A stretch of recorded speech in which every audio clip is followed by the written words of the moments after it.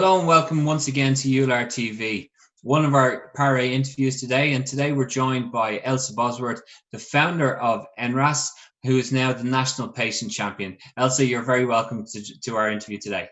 Thank you, Peter. Good afternoon. I believe it's over 20 years now since you first founded NRAS. Can you tell us a little bit about the beginnings of the organisation and why you felt the need to found the organisation? Sure. Yes, it seems like a very long time ago now. And yet in other ways, 20 years has gone by in a flash.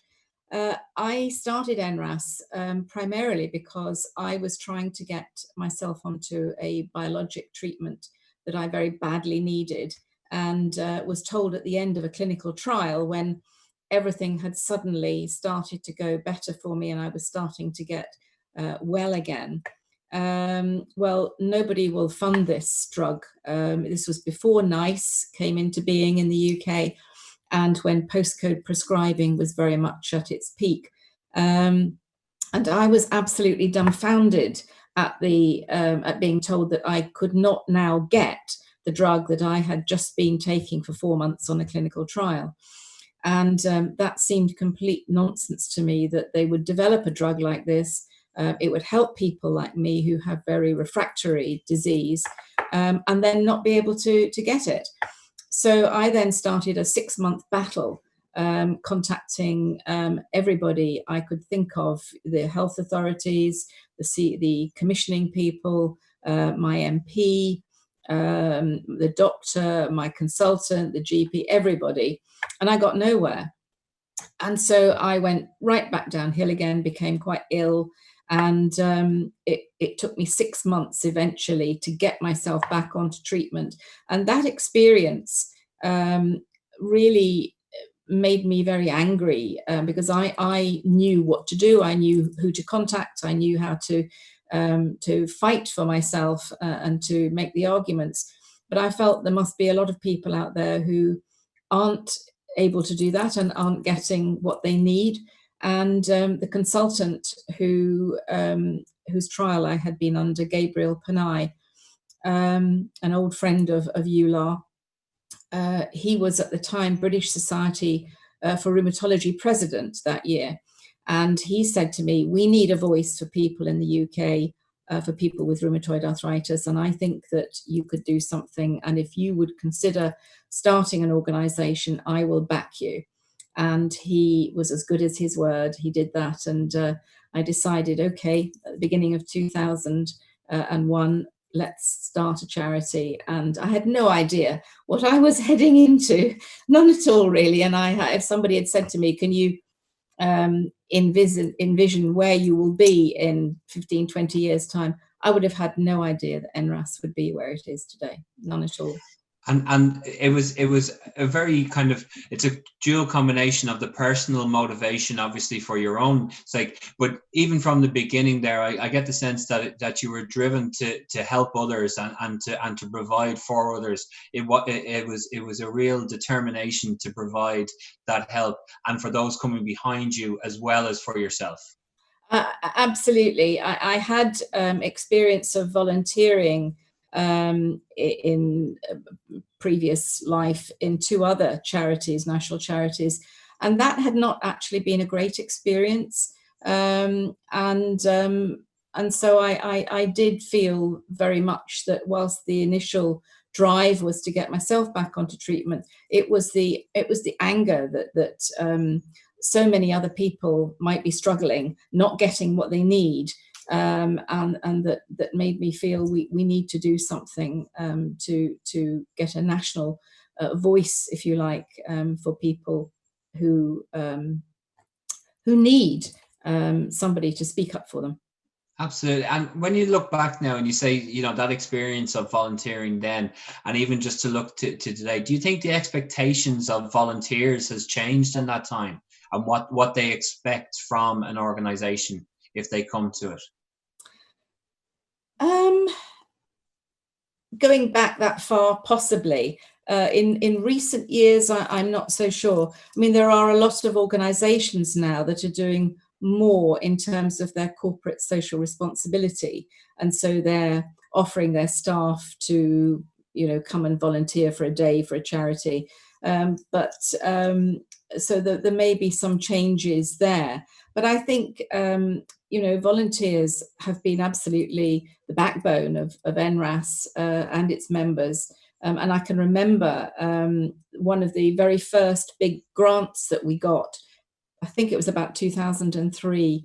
The first thing I did with that money was to set up a national volunteer network. And we went, I can remember traveling around the UK with Sue Oliver, another old friend of EULAR, and she was our chief nurse advisor for many years. And we went with our helpline manager, Sue, and myself, and a journalist who had communication skills with doctors. And we set up these daily meetings in towns and cities around the UK. And we developed this great pool of people who really wanted to volunteer in some way. And of course, that has changed over the years as we've kind of refined things. But it was the start, if you like, of our groups that gradually became established across the UK. And volunteers, I mean, we couldn't do without them. Absolutely, and that's the one thing we've come to recognise, I think, across Europe and through all of our work within EULAR. And one of the major campaigns then, obviously, recently has been the Time2Work campaign, and NRAS, I believe, have been fully behind and fully involved in this campaign. Absolutely, work is a major thing, I think, for people. You know. 3/4 of people with rheumatoid are diagnosed when of working age. And for a long time now, we've been advocating for work to become a major health outcome. Because, often when you're newly diagnosed, one of the things that you may be worrying about whilst the doctor is talking to you about methotrexate and various other things, in your head, you're thinking, oh my God, what am I going to do about my job? How am I going to tell my boss? And it's a really big issue. So we've put a lot of effort over many years into providing resources and doing, our most recent report in 2017 focused precisely on work and work issues for people with RA and adult JIA. And what do you think it is that people with an RMD, that they get from employment and from work? What is it that's so important in their lives that they get from employment? I think employment is hugely important to individuals, and not just individuals with RMDs, but perhaps even more so for people with RMDs, because it becomes your identity in many ways. What's the first thing you often say to somebody when you meet them for the first time? What do you do? It's about you as a person, your identity as an individual. And when something comes along like RA to threaten that identity, then it becomes very alarming. Work for me has been a massive contributor to my life and my quality of life for many years. In fact, I don't think I've, since starting work at 18, apart from 3 months off to have my daughter in 82 rather, I've never not worked, except for when I've been in hospital having surgery. But even during the recovery period, I'm sitting with my computer working away. I can't wait to get back to work because it's motivating. It gives you purpose. That what you're doing actually makes a difference to other people's lives, and that's so motivating. Absolutely. And you talk about now your role as a national patient champion.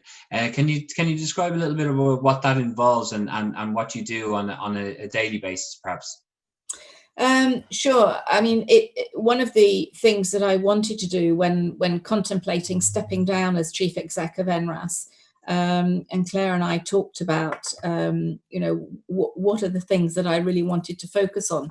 And research was certainly one of those areas. My main project at the moment is developing a complete e-learning program in RA that we're going to be putting online. It's a massive job. It's costing a huge amount of money, but we feel it's really going to be worth it, because the commissioners in the UK won't pay for people to have the face-to-face self-management programs any longer. And the only way that we can get all of the resources and the knowledge that we have in this field to a much wider audience is to put it online. So that's a major project that I'm working on. It's had to be paused due to COVID at the moment, but I'm involved in a EULAR study that I'm a convener of. I'm involved in other EULAR studies where I'm a member of the task force. We're doing a lot of supporting of research projects into COVID in the UK at the moment. So I'm working with a number of research teams there. And then I'm supporting our existing NRAS team on various other ad hoc things. But I also continue to work at a national level with NICE on guidelines and standards and technology appraisals when new drugs come to the market and that sort of thing. So it's fair to say you may have stepped down as chief executive, but you're probably busier than ever. I'm certainly busier than the 3 days a week I'm supposed to be working. I'm often working more than that, but when you love what you do, that happens. Well, I think that's a perfect way to round off when we're talking about work and employment for people with RMDs. When you love what you do, it means the time flies, and it certainly has for us. Ailsa, thank you very much for joining us here on EULAR TV. It's a different set of circumstances. You talked about working from home and working on a laptop previously. We're all getting used to that now on this e-congress that we're having at the moment. But thank you once again for joining us on EULAR TV. Take care. You're welcome. Thanks, Peter. Bye-bye.